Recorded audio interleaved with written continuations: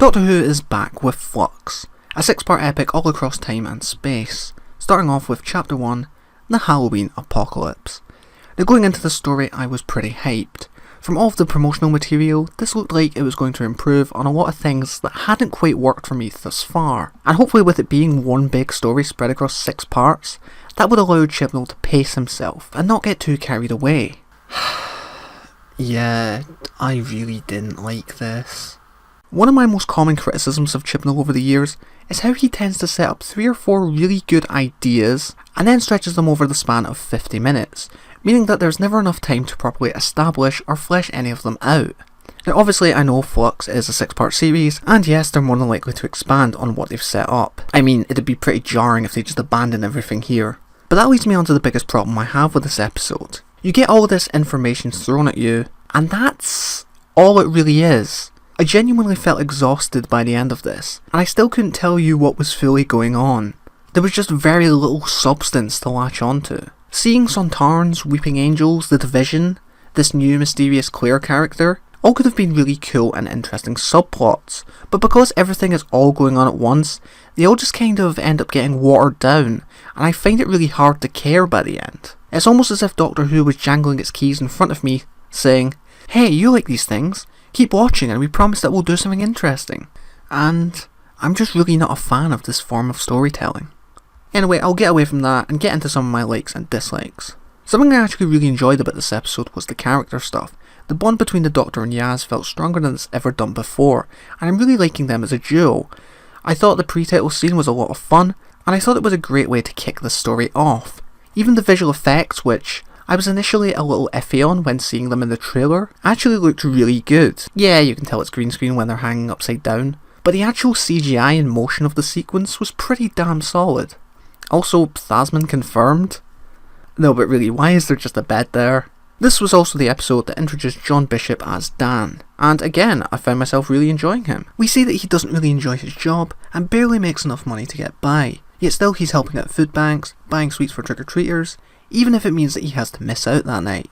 He seems pretty selfless, and someone that makes the best out of a bad situation. I do kinda wish we spent a bit more time with him, as I do feel he was a little overshadowed by the Flux, but as of now, yeah, good wholesome character.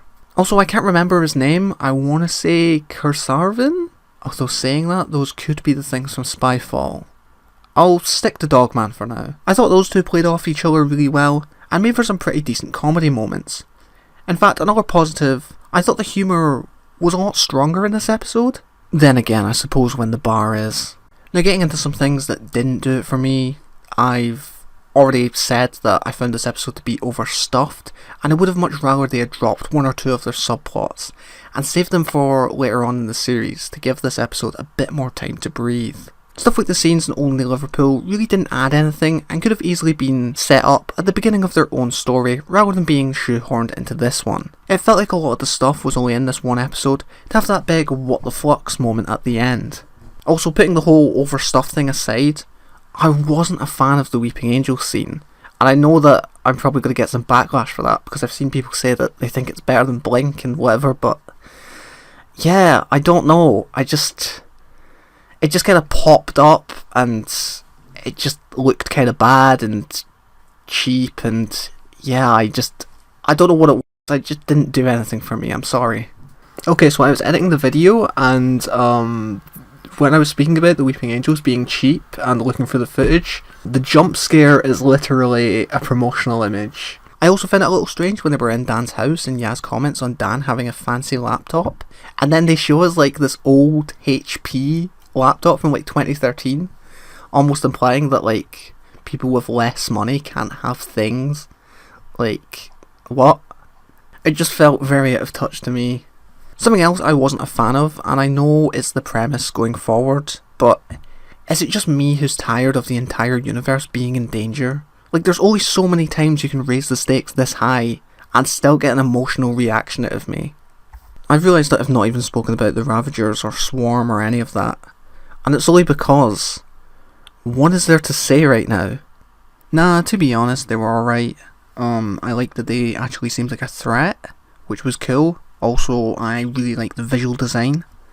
Just same problem with everything else really. I would have just liked a bit more focus on them.